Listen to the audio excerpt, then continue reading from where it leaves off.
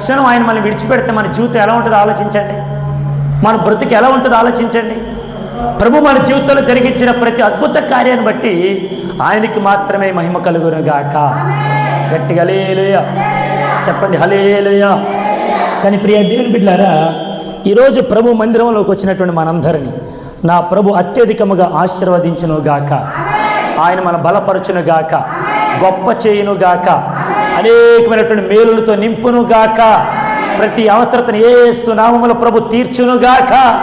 చెప్పండి గట్టిగా హల్లెలూయా, హల్లెలూయా. రండి, ఇదిగో ఈ బోలుడైన సమయాలు ఎక్కడ ఉన్నారని అడిగితే దేవుని మందిరంలో, దేవుని మందసం ఎదుట ఆరిపోకుండా ఆ దీపాన్ని ప్రతిరోజు అది వెలుగుతూ ఉండేటట్లుగా ఆయన పరిచర్య చేస్తున్నాడు. దేవునికి స్తోత్రం. చెప్పండి హల్లెలూయా. ఏనోషో దేవుని మందిరంలో ఏం ఆరిపోకూడదు? దీపం ఆరిపోకూడదు. ఆమె ఏం ఆరిపోకూడదు? ఇదివరకు కొన్ని మందిరాలు మీరు చూస్తే దేవుడు మనకి ఒక 7 లాంతర్లు లేదంటే ఒక దీపస్తంభం ఉండేది. దానికి 7 దీపాలు వెలుగుతాయి. మీరు చూసారా లేదా? 7 దీపాలు వెలుగుతాయి. ఇప్పటికీ యెరూషలేములో అక్కడ ఉండేటువంటి మందిరాలలో, అంతెందుకు కేరళ రాష్ట్రంలో సమాజ మందిరం అని ఒకటి ఉంది. కొచ్చి ప్రాంతంలో నేను వెళ్ళాను. ఆ కొచ్చి ప్రాంతంలో సమాజ మందిరంలో అందరూ యూదులు కూడుకుంటారు. ఇప్పటికీ యూదులు కేరళ రాష్ట్రంలో ఉన్నారు. వాళ్ళు మనకంటే ఆజానుబాహులు, పెద్దలు. వాళ్ళందరూ కూడా సమాజ మందిరం ఎలా ఉంటుంది, ఆ సమాజ మందిరంలో దీపస్తంభం ఒకటి ఉంటుంది. ఆ దీపం ఆరిపోకుండా ప్రతిరోజు దాన్ని వెలిగిస్తూ ఉంటారు. దేవునికి స్తోత్రం. నేను అంటాను, ఈరోజు మన మందిరంలో దీపం ఎవరంటే నువ్వు, నేనే. హల్లెలూయా. ఈ దీపము ఎప్పుడూ ఆరిపోకూడదు. పండగలు వచ్చినప్పుడేమో అందరూ ఎగేసుకుంటూ వస్తారు. పండగలు అయిపోయిన తర్వాత ఆదివారం రమ్మని కానీ ఏ ఒక్కరు కూడా రారు. చెప్పండి గట్టిగా. అంటే అప్పుడు మన దీపం వెలిగింది, పండగలు అయిపోయిన తర్వాత దీపం ఆరిపోయిందా? దేవునికి స్తోత్రం. గట్టిగా హల్లెలూయా. ప్రభు మందిరంలో దొరికేటువంటి సమృద్ధి ఎలా ఉంటుందో చెప్తున్నాను. దీపము ఆరిపోనివ్వకుండా కంటికి రెప్పలా పడుకుంటున్నాడో, నిద్రపోతున్నాడో, లేస్తున్నాడో, మెలకున్నాడో మనకి ఎన్ని పక్కన పెడితే ఆ దీపములో వెలగడానికి, ఆ దీపములో ఉండేటువంటి నూనె అయిపోకుండా, ఆరిపోకుండా దానిలో ఎప్పుడు నూనె పోస్తూ ఆ దీప నిత్యము వెలిగిస్తూ ఉండేటువంటి పరిచర్య సమయాలు చేస్తున్నాడు. దేవునికి స్తోత్రం. ఎక్కడ చేస్తున్నాడు పరిచర్య? గట్టిగా చెప్పాలి, అందరూ చెప్పాలి. దేవుని మందిరం. చెప్పండి, చెప్పండి గట్టిగా, దేవుని మందిరం. ఇప్పుడు చెప్పండి, మీరు పరిచర్య ఎక్కడ చేయాలి? ఎప్పుడు చేసావు? దేవుని మందిరంలో పరిచర్య ఎప్పుడు చేసావు? చేస్తున్నావా? దేవునికి స్తోత్రం. గట్టిగా హల్లెలూయా. నేను మన శుక్రవారం చెప్పిన, అయ్యా కొంచెం ఇవన్నీ క్లీన్గా లేవు సార్, కొంచెం చూడండి సార్, చైర్స్ అన్ని క్లీన్గా లేవండి. ఇప్పుడు చెప్పండి, పరిచయం ఎవరు చేయాలి? మనమే చేయాలి. చెప్పండి గట్టిగా, మనం అనండి. చెప్పండి, మనం అనండి. దేవునికి హల్లెలూయా. పరిచయం ఎవరు చేయాలి?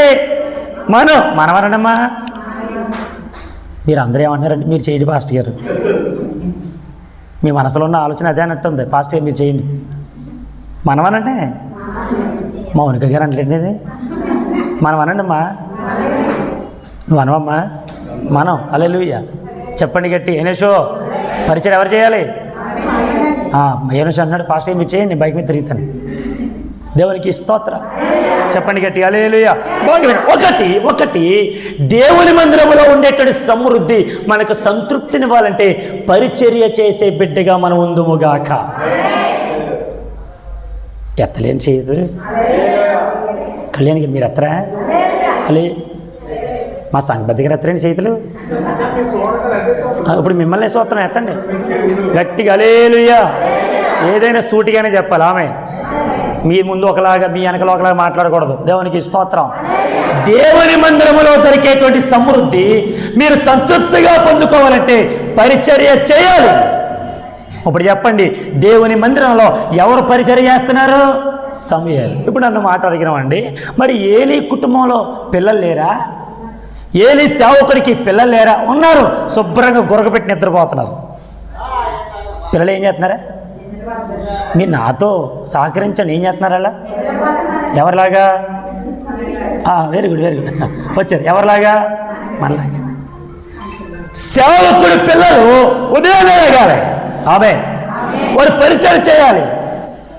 మీరు ఎప్పుడైనా గమనించారు లేదో, ఎవరైనా వందనాలు ఎవరు చెప్తారో తెలిసే ముందు సేవకులే చెప్తారు. మీరు గమనించారో లేదో, సంఘస్థులు ఎవరు చెప్పరు, ముందు సేవకులే చెప్తారు. అమ్మ వందనాలు అంటే అప్పుడు వందనాలు చెప్తారు. దేవునికి స్తోత్రం. ఇప్పుడు సేవకులు వందనాలు చెప్తారు, చెప్పరే? దేవునికి స్తోత్రం. ఒకటి పరిచర్య చేయాలి. గుర్తుపెట్టుకోండి, నువ్వు ఎక్కడ పరిచర్య చేసినా, ఏ పెద్దరిక దగ్గరికి వెళ్ళినా, ఏ పెద్దల దగ్గరికి వెళ్ళినా, ఎవరి దగ్గరికి వెళ్ళి ఒంగోని దండాలు పెట్టినా ఎవడు మనకు సహాయం చేయడు, చెయ్యనివ్వడు.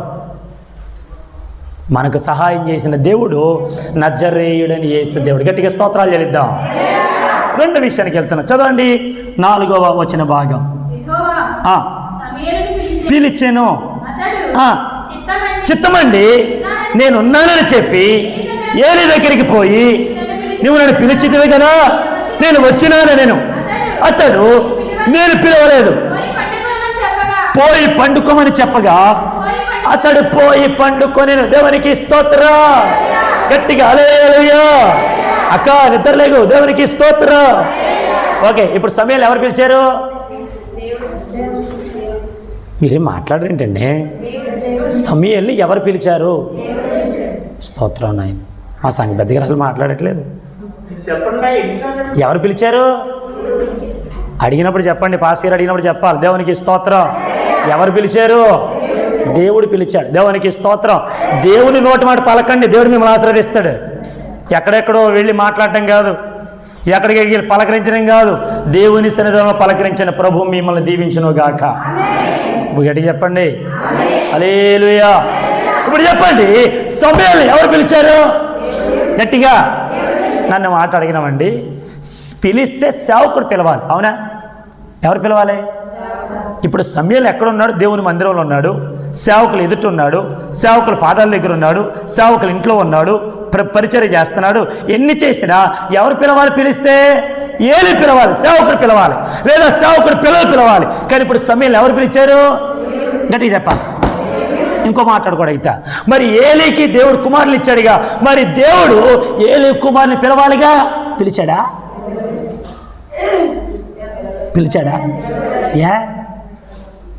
ఎందుకు పిలవలేదు?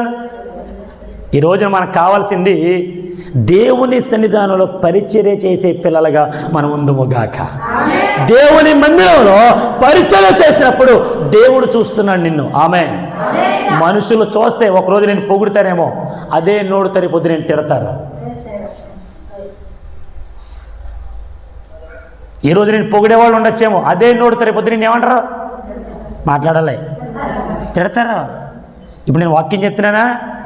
వాక్యం చెప్పినాడు, అబ్బా పాస్టర్ గారు బలి చెప్పారండి అంటారు.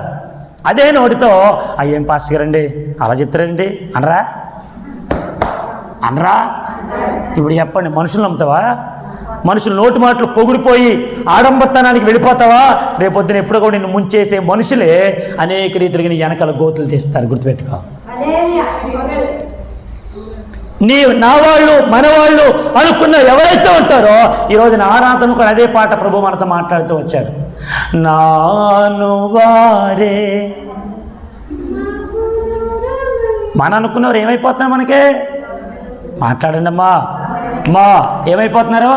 దూరం. అన్నయ్య కొంచెం కష్టం వచ్చిందన్నయ్య, ఇదిగో నువ్వే దిక్కని, మీరే నాకు ఉన్నారని, మీరే నాకు అండని మీ దగ్గరికి వచ్చానయ్యా. అన్నయ్య కొంచెం నాకు సహాయం చేయ అనగానే అన్నయ్య అని పిలుపు ఎప్పుడు పిలుస్తావా? ఎప్పుడు పారిపోదావా? ఈరోజు లేరా బంధువులు? నేను అంటాను, ఆ బంధువులు రాబంధువులాగా మిమ్మల్ని పీక్కొని తినడానికి ముందే ప్రభు మందిరములు చేరి ప్రభుని ఆరాధిద్దాం. చెప్పండి గట్టి హల్లెలూయా.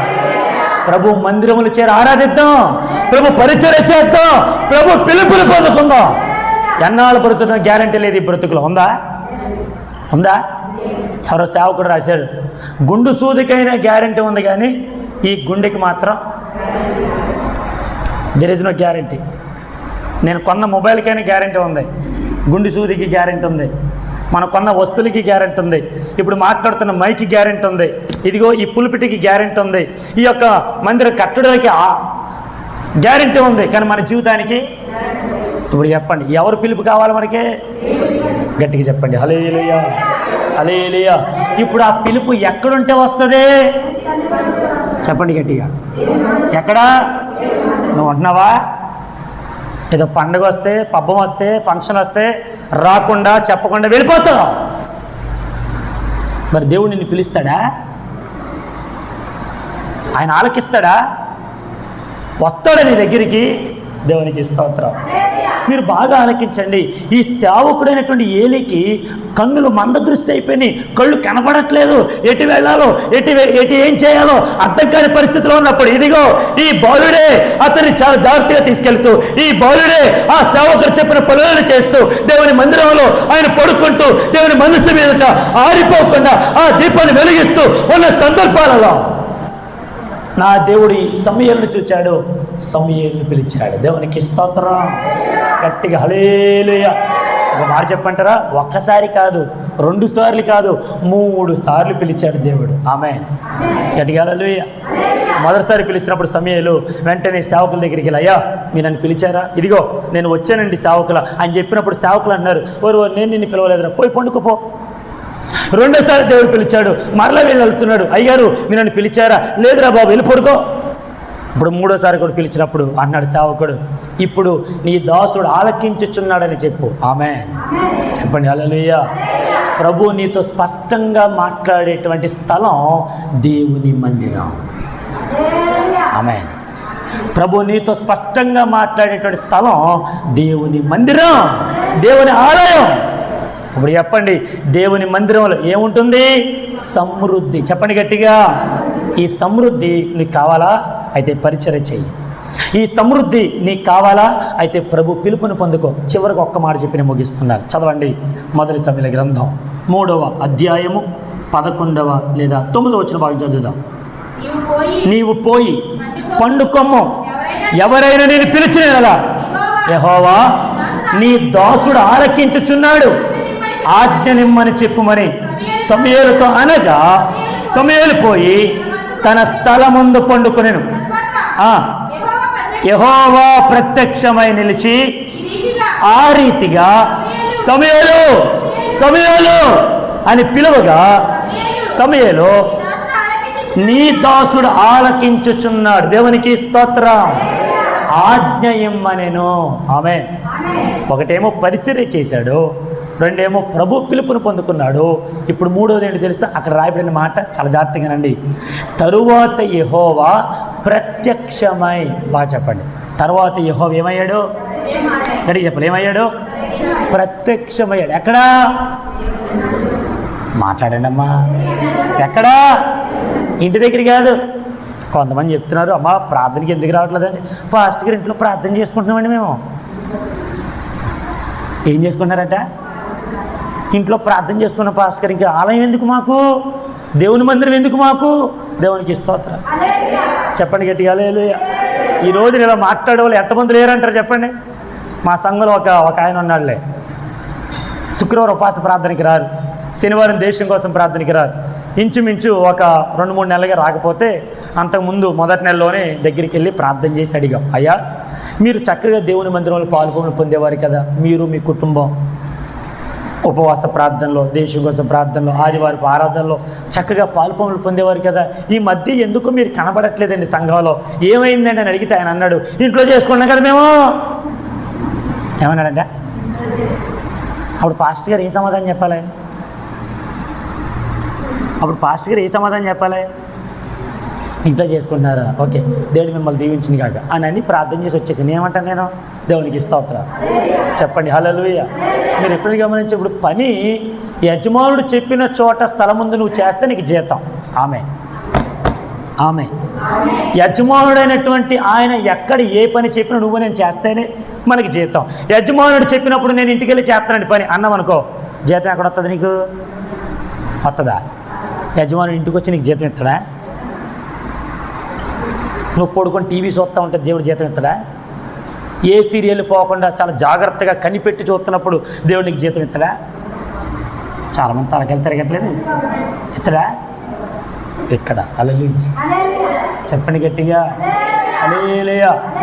ఉన్న మాట అంటే ఉలికి ఎక్కువ, ఉన్న మాట అంటే ఊరికి దూరం. నేను దూరం అయిపోయిన పర్లా, మీరు దేవుని దగ్గర అయితే బాగుండి. దేవునికి స్తోత్రం చెప్పండి గట్టిగా.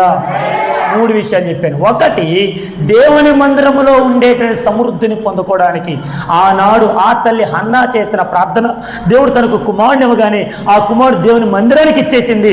ఆ దేవుని మందిరంలో సమూయేలు పరిచర్య చేశాడు, సమూయేలు దేవుని పిలుపును పొందుకున్నాడు, అదే సమయంలో దేవుని ప్రత్యక్షతను పొందుకున్నాడు. దేవునికి స్తోత్రం. అదే సమృద్ధి అతని జీవితంలో ఒక ప్రవక్తగా మార్చింది. ఆమేన్. ఈరోజు నువ్వు, నీ కుటుంబం, నువ్వు, నీ పిల్లలు దేవుని మందిరంలో దొరికేటువంటి సమృద్ధిని పొందుకుంటే ప్రభు పరిచర్య చేస్తారు, ప్రభు పిలుపును పొందుకుంటారు, ప్రభు ప్రత్యక్షమవుతాడు. ప్రభు పరిచర్యలో ఒక ప్రవక్తగా ప్రభు మిమ్మల్ని వాడుకొనును గాక. అట్టి కృప, అట్టి ఆశీర్వాదాలు ప్రభు మనందరికీ అనుగ్రహించును గాక. దేవుడి మాటలు మనం వెనుకల్లో దీవించును గాక. ప్రార్థన చేసుకున్నాం.